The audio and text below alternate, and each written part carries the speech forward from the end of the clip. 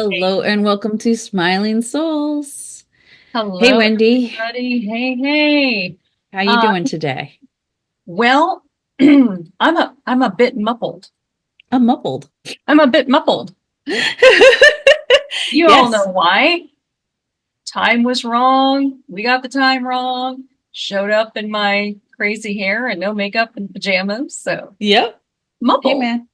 You're muffled, Um, but we pulled but it together. we We're pulled it here. together. We're smiling. We're happy. We're so happy that Eileen is here with us. And she's Yes, sweet to just laugh along with us. We appreciate you. we And do. so, wanted to talk about our guest and introduce our guest today.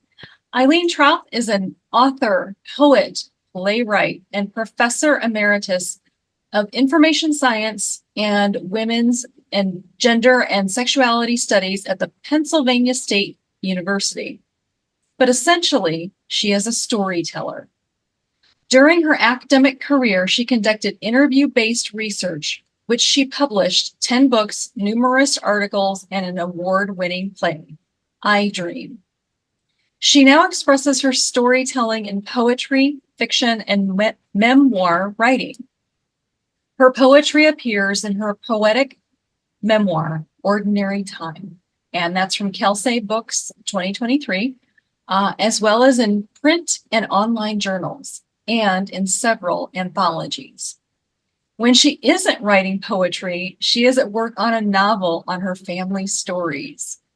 Eileen is a member of the Greater Cincinnati Writers League, the Ohio Poetry Association, Fourth Friday International Poetry Group, and Sisters in Crime. Sounds interesting. I want to know more about that. After working in Pittsburgh, Boston, State College, Pennsylvania, and several countries, she now lives with her spouse, Kathy Dryhouse, in their hometown of Cincinnati, Ohio. So, Eileen, welcome to Smiling Souls. Well, thank you for inviting me. And now a word from our sponsor. Lisa Condon Enterprises is the strategic thought partner you never knew you needed for your business and for your life. Building from your core values and a foundation of gratitude, LCE will help you define success and build your roadmap to your North Star. As a listener and subscriber to the Smiling Souls podcast, Lisa is offering a $100 discount to a 1-hour customized strategy session that will help you build your blueprint to success. Use code 100VIP special when scheduling your time. That is 100 VIP special. Go to lisacondon.com/services to sign up today. For more information or to connect with Lisa, email Lisa at lisacondon.com or visit the website www.lisacondon.com. You're welcome. It's our pleasure. Sisters in Crime. Aha. What is that? Okay, so this is my latest writing thing. One of my sisters, Suzanne, she is a mystery writer. So she's written a series, and then she's also written a standalone mystery. So after I retired, she suggested that I might be interested in going to this mystery writers conference called VoucherCon, and there's a group, Sisters in Crime, and it was started for women and by women, but men are involved in it now. And it's a group for people who are mystery writers. So I have been doing a lot of family genealogy, and sometimes some of these characters that turn up, you can't make it up, So I decided to write a murder mystery, and draw from some of the characters that I've uncovered in my family. So so that's a group that I go to for support, help, feedback. I mean, That is so cool. You never cease to surprise me, Eileen. And so speaking of writing, because this is what you do, is part of who you are, and also really the topic of what we brought you in for was Ordinary Time. And you say that your writing was a big help to you during the decade that you were caregiving for your mom. So could you talk about that experience, how you journaled each day, and writing was a good way to bring those feelings to the surface. And so tell us more about that. So, the caregiving journey with our mother, first, the backstory is that I'm the middle child. I'm the middle daughter of 7 daughters. So 7 sisters. Our oldest sister passed away in 1998. So the caregiving story is primarily the 6 of us. And our mother was widowed at a relatively young age. And so she used to travel around the country. None of us at the time lived in Cincinnati. She would travel around the country and stay with us. And eventually in 2000, she was never in Cincinnati. So she sold her house and then she officially timeshared. And so she would do 2 months a year with each of us.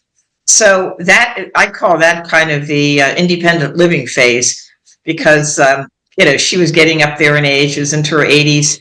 And so we had to, do some caring for her. But then in 2010, she started to have a manifestation of congestive heart failure. Turned out it was sleep apnea, and it was wearing out her heart. And she was hospitalized. She was on a ventilator, on a feeding tube. We didn't think she would live.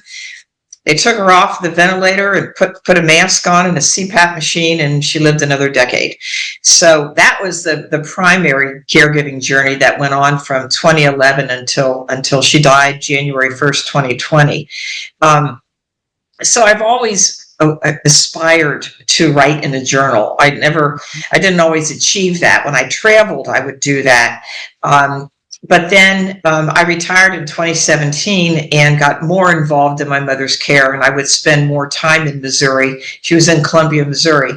But, bringing to the surface my emotions. And one of the challenges that we had, she was 94 when she was on a ventilator, and she got off of that. So for a decade, every time, I would leave after being out there for a weekend or a week, I would think this would be the last time I would see her.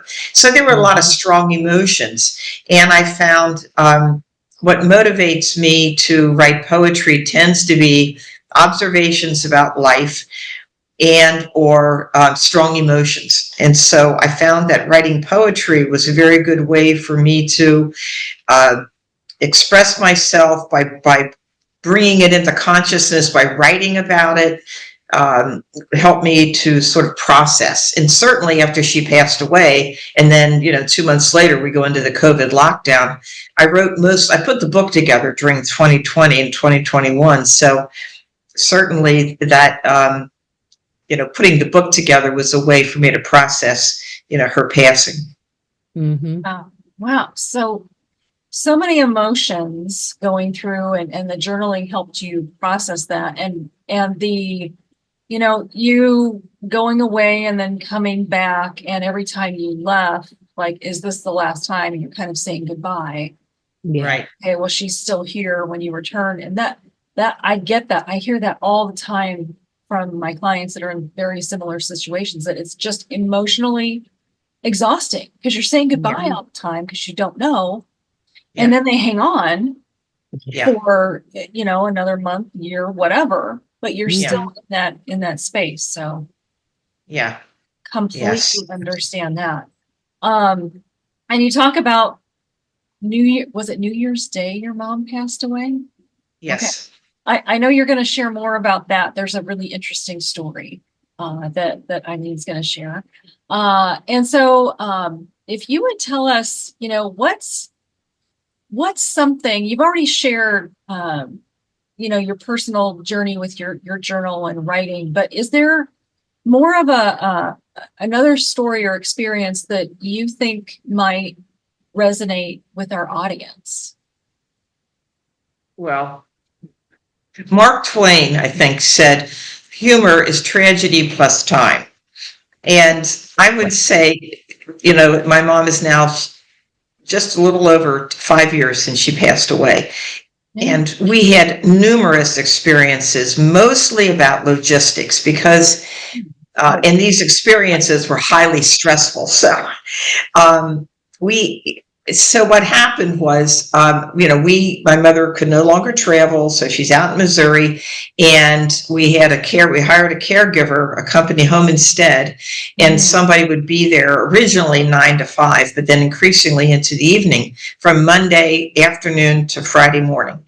And then on the weekends, one of the 5 traveling daughters would come out there. And I still have a little bit of PTSD when I walk through an airport, because especially in the winter, we had no end of logistics. And, my sister, sometimes she would be away. She and her family would go away after Christmas, before she started teaching at the university in the summer. So, in order to give her just, a break. So we really had to be there. And there were times when, if she was traveling, one sister there'd be an overlap. So if there was a snow delay, which there were a lot of, it was a highly stressful situation. The Louisville story, I think, kind of captures that. Okay, so this is my sister Suzanne, who she got me into doing the mystery writing. So from 2011 to 2019, we were going out there once a month. And the trip involved flying to St. Louis and then taking a bus for 2 hours to Columbia, Missouri. So for 8 years, my sister would fly from New Jersey to St. Louis. And this particular year, I'm pretty sure it's 2019, Columbia got 20 inches of snow. Now, it was on the news about St. Louis, but Columbia got 20 inches. And my sister is on a vacation, so I'm there alone. But now I'm retired, and also my sister Suzanne is retired. So Suzanne's going to come out on a Tuesday. I was there like on a Thursday, and Sue's going to take over after I leave. So it starts to snow at noon on Friday. I had to send the caregiver home. I said, "You're never going to get out of here." So she goes home. From noon on Friday until 10 o'clock on Monday. See, I still remember the exact time. I was snowed in with my mother. My mother, by this point, is bedbound. I was terrified, and my mother is on a concentrator. She's, has a CPAP. I was terrified the electricity was going to go out. And so I slept in a chair in her room so that I could hear if the electricity went out. I've got all the things around me. I've got the extra bottles of oxygen if she's going to need them. I've got the flashlights. I've got my phone charged. This is high stress from Friday to Monday night. Monday night, they plowed the streets, which meant then that hospice could come. So Tuesday, I am just counting the minutes until Sue arrives, and then I'm going to have a large glass of wine. And so about 10 o'clock in the morning, the phone rings, and it's Sue. And I said, "Suzanne, don't tell me you're not coming." And she says, "Well, I have good news and bad news." She says, the good news is I'm still coming. The bad news is it's going to be a little delay. I said, "What, weather?" She goes, "No, I booked the flight to Louisville." So she books a flight to Louisville. She confirmed it when she checked in. She checks her bags. And then the lady said, "Well, you're all checked in for Louisville." And she said, "Now I'm going to St. Louis." The lady said, "No, you're not." So that was, it was terrified for that period of time when I was snowed in. There was no one who could come and help me. So that's an example, I think, of some of these stressful experiences that, with time is humorous. We had no end of weather. There was another time, my mom only fell once. And the whole time, she only fell. Well, if you don't count right before in 1999, she fell down some steps and broke her hip. But we had planned for 25 years to go to Jamaica for the millennium, and my mother went. So she recovered and she was gone. But that doesn't count. She was younger then. But when she was older, she only fell once. And fortunately, she was on the toilet when she fell, so she didn't fall that far. But they put her in the hospital overnight, and I stayed with her, and they were going to have a tornado. So we're in the hospital, and And and there had been one in Missouri a couple of years before, and they came in and said they're pulling down the shades, and I said, now what are we going to do? They said, you're just going to stay in the room. We don't want to put people in the hall. That would create a wind tunnel. Everything is okay. And it turned out it was. When the tornado got to the western edge of Columbia, it went north. But we just had no end of these kinds of weather stories that we, had to be flexible and adjust to. Yeah. Well, so did you get your glass of wine? Oh, yes. Yeah. My sisters were very good. They were talking to me on the telephone during the period of time that I was, stuck there alone. So they were giving all kinds of good support. But that really was, people do mental gaps, but what a time to do it. And after 8 years of booking a flight to St. Louis. Oh, interesting. Yeah. She booked a flight to Louisville. It's hilarious. Oh my goodness. Well, and so you say your family is your biggest inspiration, Eileen, and I can see why. But tell us more about specifically your mom, your sister Kate. You say they were your biggest inspiration on your caregiving journey. So can you say more about your mom and your sister? Okay, so we all experienced COVID in varying degrees. We experienced the lockdown. We experienced what it felt to be, kept inside. My mother was bedbound for 2 years, and she was totally alert. And it happened because in 2018, she had gotten the flu. 2017 was a bad year for flu. She started losing 1 pound a day. By this point, she's 101. And, we took her to the doctor. She already had a do not resuscitate. And this is ridiculous. She went into hospice, and that was a good decision. And then for about 6 weeks, she was mobile, but since she had fallen, she had to wear a gait belt around her, which meant that she had to have somebody hovering behind her anywhere she went. And then she got weaker. So over a 6-week period, she got weaker and weaker to the point where we were afraid if she got out of bed anymore, a bone would just break. And so she then stayed in her bed. But to be able to stay in bed and be totally alert for 2 whole years, that takes an incredible amount of strength. And during the lockdown, when I was putting the book together and I was experienced being locked down, I reflected more and more on my mother. And so some of the poems are in her voice. So the ones that are all written in italics are in her voice. And the theme of resilience was not one that I originally intended. I intended to write a book about my experience of my mother's decline and my mother's death and family. Mm-hmm. But it more and more became me getting inside my mother's head. And several of the poems are also conversations. But how she was able to do that, I think, is just a real source of inspiration. So, if I think I've got something trying going on in my life and I think about her, then think about my sister Kate. She's the youngest sister in the family. So she was mid-career. She had 2 daughters who were in high school when this was going on. She had a husband.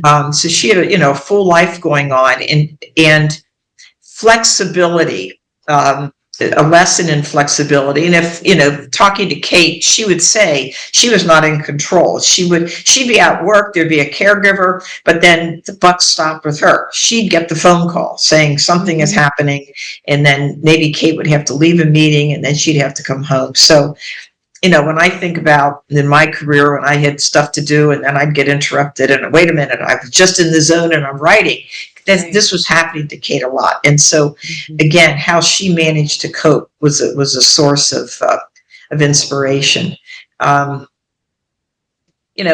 The sisters, we had to support each other, and we had our own issues, spouses with their own health issues, somebody having cataract surgery, different things going on in our lives and in our careers. And so we had to be flexible in terms of making our schedule.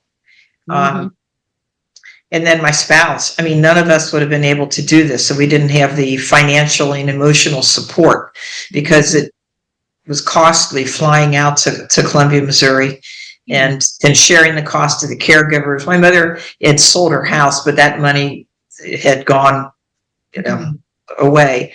And so, yeah, and certainly Kate's spouse, John, he was, what John had to do is constantly, there were women in the house. There were the caregivers, there were the aunts. So it was a whole series of supporters. Yeah. It's interesting how much support there was there. Like that I don't think every family comes together in quite a way. So it's really nice to hear a story like that of, making it work so that it's not all falling on one sister's shoulders or, Yeah.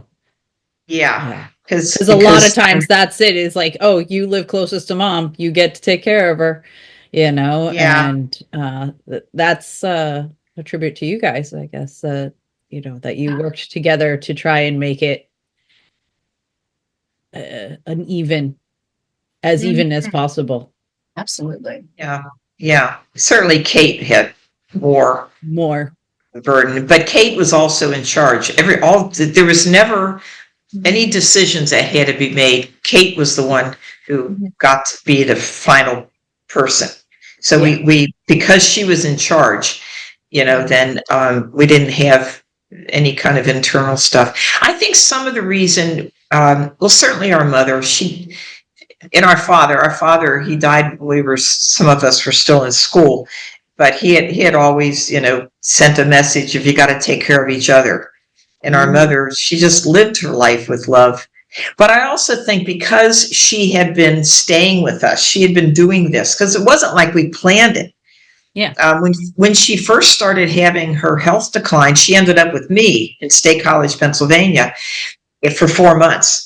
And then we drove her to New Jersey and she was there. And then we drove her like a wagon train out to Missouri. So then we thought, well, she'll spend 4 months a year and people will come. But quickly that fell apart. The healthcare world wasn't able to keep track of mother's health records. So she had to be in one place, and the travel would have been too hard. But I think the fact that we had been doing this was kind of a natural progression. And I think that helps to explain, what we did.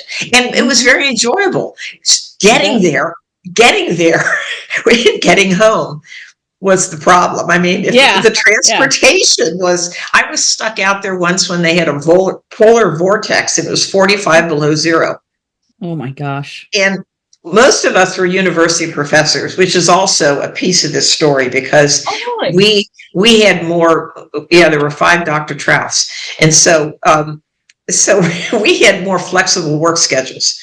That's nice. That really made a difference, and so spring break, I was out there. My school year didn't start till mid-January, so I was out there right after Christmas. So that also had something to do with it. I think now post-COVID, there's much more sensitivity to the need for flexible work and to be able to do remote work. But that was also something that made it possible for us to be doing this. Absolutely. And you mentioned your wife, Kathy, and how supportive she was. Did you both have a conversation ahead of taking care of mom, or how did you get her support, or was it just it's given, no questions asked? Yeah, well, Kathy also came from a family of her father's generation. There were 7 children. She has 42 cousins. And so family, it is a given. And Kathy grew up with her father and his brothers, along with his sisters, taking care of Kathy's grandfather after he had a stroke. So it was never an issue. In fact, Kathy was retired when we lived in Pennsylvania. And so when my mom would be there for 2 months a year, Kathy was the person with her most of the time. So it was, but there were extra things like Thanksgiving. Somebody needed to be out at my sister's during Thanksgiving.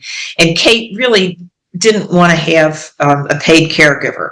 So I volunteered to be the one to go out there. So for almost a decade, I didn't spend Thanksgiving with Kathy. Now, I joked that she wouldn't miss me because her entire extended family of 150 would get together in a church basement.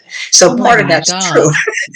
And other sisters, had smaller gatherings. And so I said, well, I'll be the one to go out there. But still, Kathy didn't give me a hard time about being gone on Thanksgiving.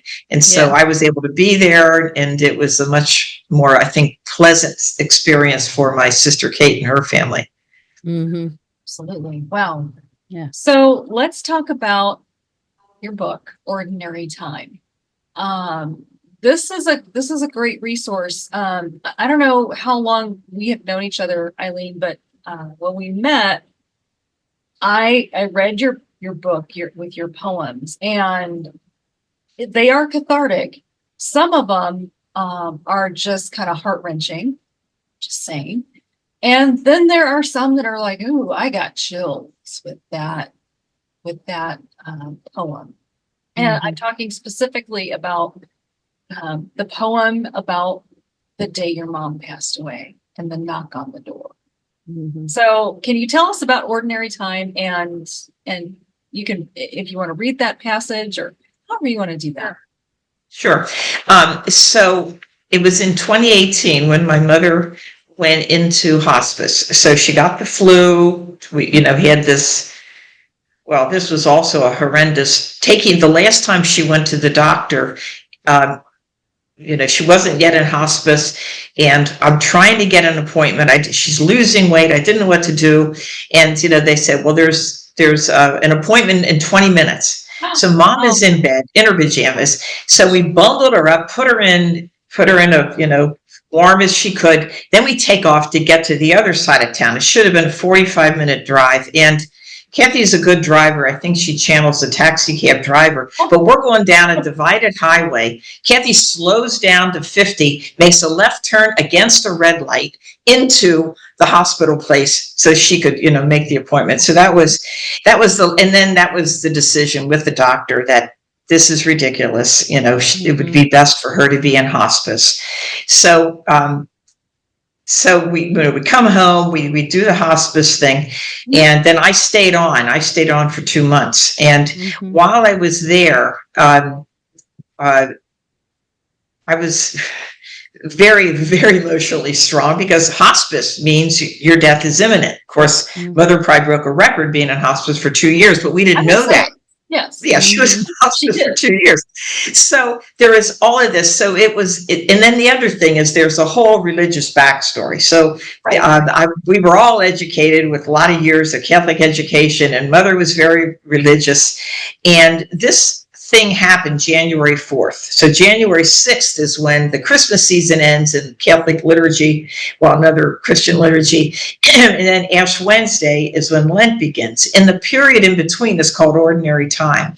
And I was so struck by what I was living through and witnessing that I said, I'm going to write a collection of poems. I'm going to call it Ordinary Time someday. So I had some poems that I had written, and then there's a section of the book that's backstory, and some of those had been written. But I had a lot of ideas, and so it was during that time, and during some of that time, we also had caregivers coming in during the day, so I wasn't totally alone, and so I had some downtime to reflect, and that's when I got the ideas for so many of the poems. Then my mother dies on January 1st, 2020.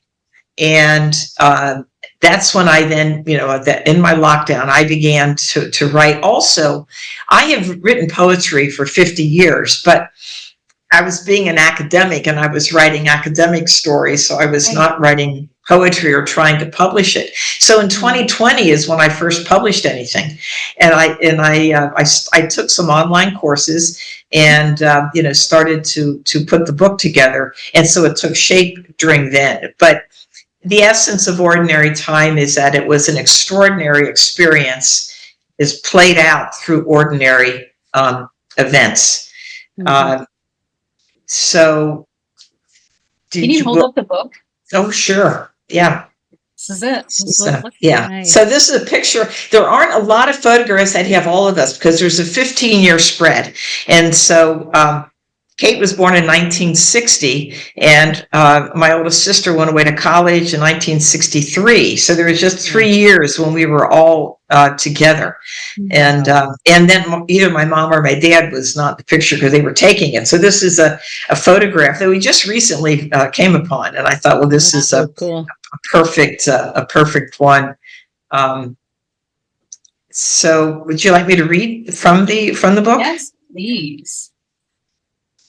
I thought about maybe reading the initial poem that kind of captures what the experience was, and then I could read the Banshee Call, the one you were talking about when my mother passes. Oh. Yes. So this is from my experience during this period of time when mother went into hospice. And, when you were talking before about when you leave and you think it's going to be the last time, I was there for at least 2 months, maybe 2.5 months. And I'm certain at this point, mom is now bedbound. And I remember sitting, at the airport, just crying, thinking I'm never going to see her again after, especially this 2.5 months of being there on a daily basis. Mm-hmm. So, ordinary time. It was a time of nothing special. Angels on high had sung their songs. The wise men had come and gone. Stars and strings of lights were stored alongside empty Christmas cookie canisters. Fat Tuesday feasting was a distant image conjured in cold night air through white puffs floating above dirty snow. I watched you live this limbo in small steps. I stood in my own private purgatory as you descended into others' careful control. First to go was the cane you held, so stately as you walked in church, even as your stature shrank, a daughter at your elbow. You were never alone. Then you relinquished your walker, and the wide white belt you wore looped around your shrinking waist, held tight from behind by a constant companion to hold you up in case your legs could not. When Mardi Gras finally arrived, I wheeled you to your last supper at my sister's dining room table. I fed you yogurt and guacamole. Ash Wednesday, I left you in a bed bordered by bars, your new home. Said goodbye, a lingering forever kiss before I walked away. Oh, that's a tearjerker. Mm-hmm. Oh my Yes. goodness. Whew. And before I forget, Eileen's book can be found on Amazon and also on her website. We will have both links Mm-hmm. in the show notes. Ooh, yeah, that was deep, and it was cathartic, and it was just all of the things.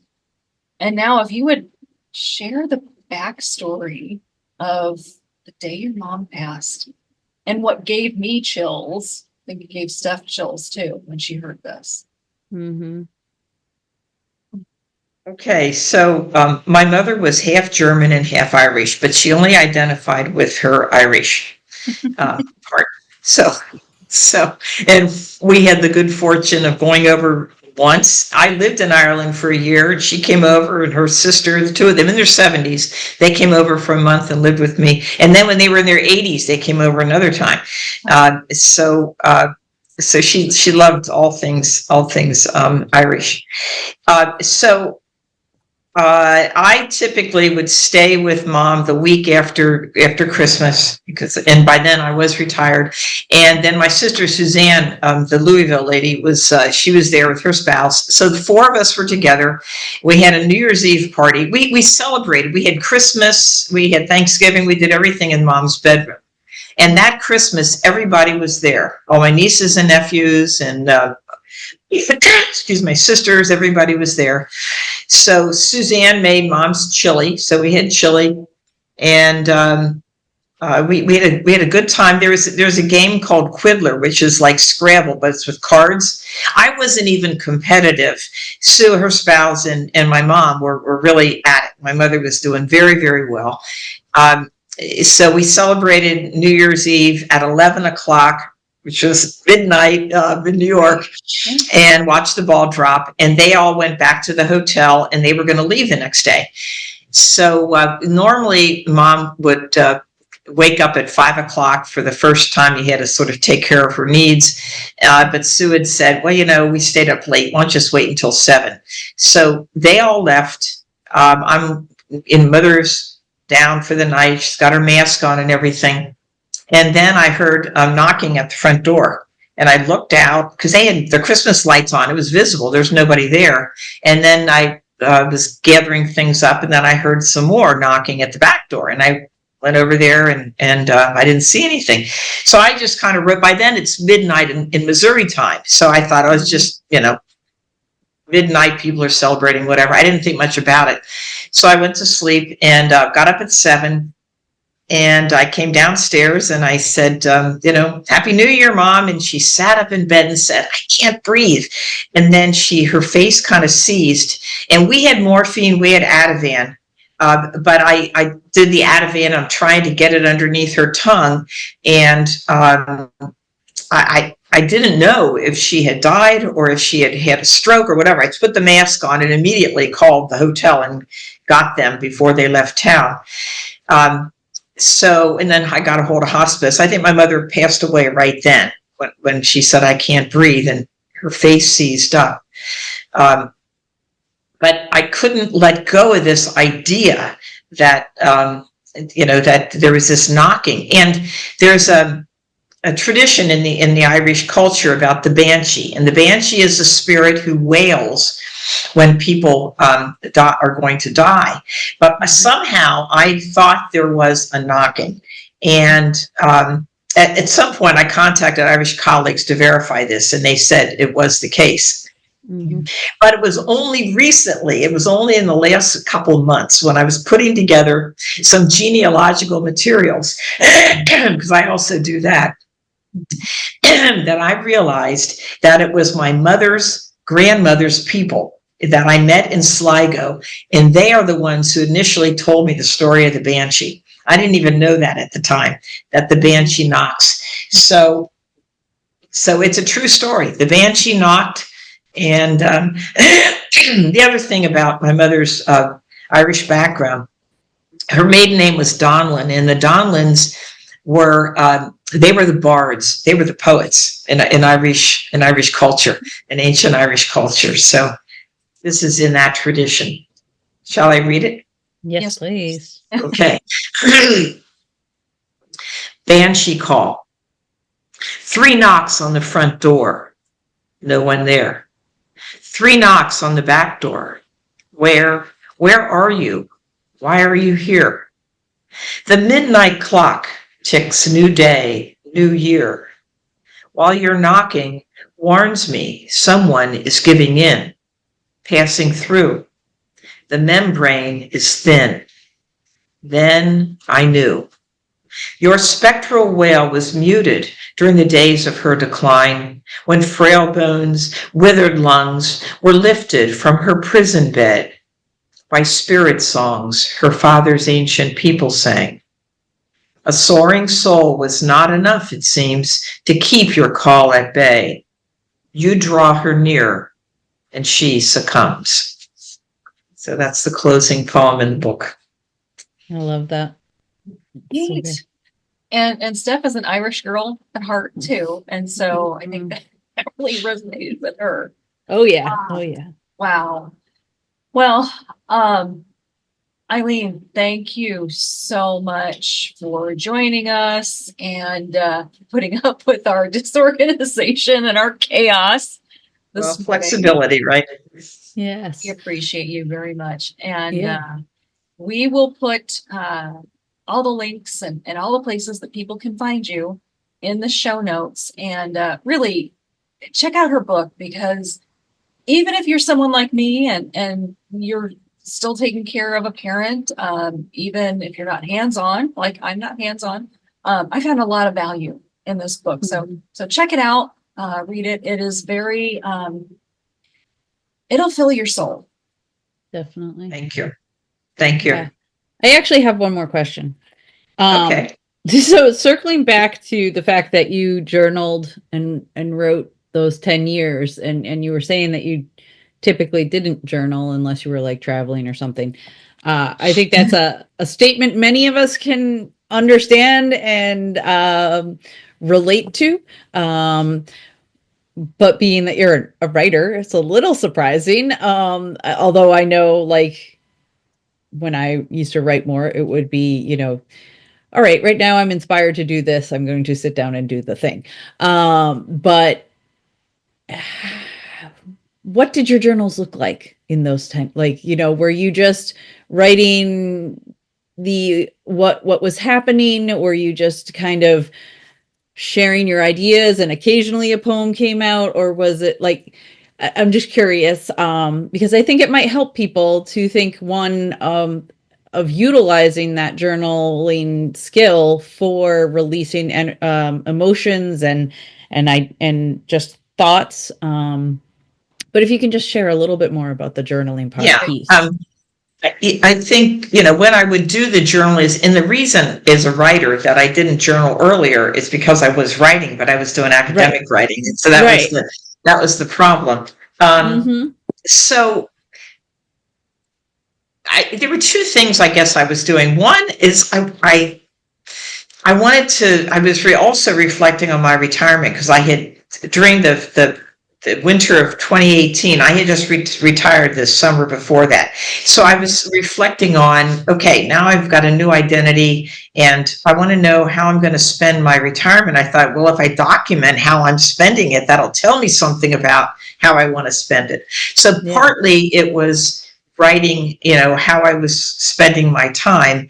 And then generally the ideas for poems didn't even necessarily come from the journaling. I would be, you know, there was one I called Sorrowful Mysteries, and this was one of the times we thought she was ready to pass, and everybody comes home and I'm like, I want to hold mom's hand, she's dying, we're going to say goodbye, and mother wants to say the rosary, you know. And that was like a common language. And so that idea came to me, okay, I'm going to write a poem about that. And so then I would make notes and sort of put them in there. So it was kind of a combination of, this is what I'm doing and this is how I'm feeling. I still write every day, and I'm trying to get away from this is what I'm doing and do much more on the how I'm feeling and you know, that sort of thing.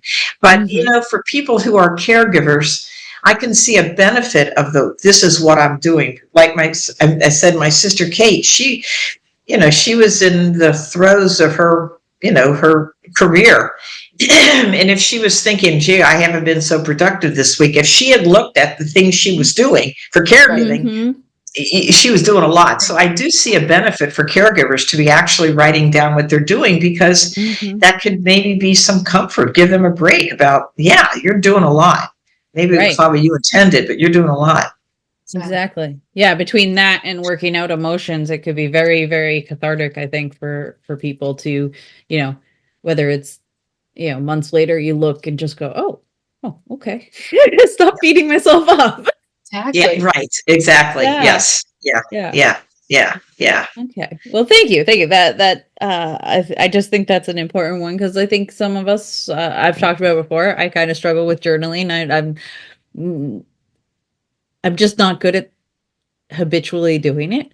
I always question myself of like, why write? What am I doing? You know, like, you know, the idea of just like writing what I'm doing, what's going on. To me, I'm like, why am I going to look back at this and what? But that gives a real reason when you're in the midst of that caretaking to be able to say like, oh, this is what life was, and this is what I accomplished each day, and or helped mom with, or whatever the case may be. And then your emotions around that can be pretty helpful, I'm sure. Yeah. Yeah. Excellent. Well, thank you. Yeah. Like, Wendy said, the poems are amazing. Every time we've talked, I've enjoyed it. And yeah, great stories. And I love the connection. I love how you interweave the lineage and the religious background and everything together to create these stories, and poems are amazing. So I think my mother was, I'm just going to say, I think my mother was sitting on my shoulder when I was writing. I think she was very much I present. think all your ancestors were those bards. Long way back. Yeah. Just probably feeling pretty crowded over your shoulder. Yeah, exactly. They're like, you gotta remember the banshee.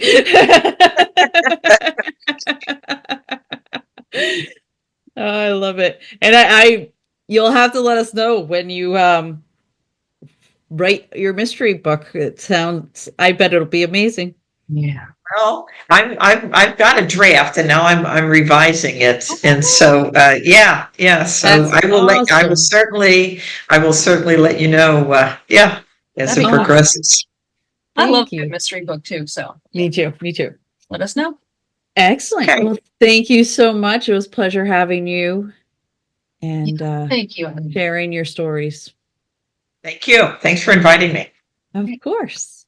We'll see you Okay. next time on Smiling Souls. See you next time. Bye bye.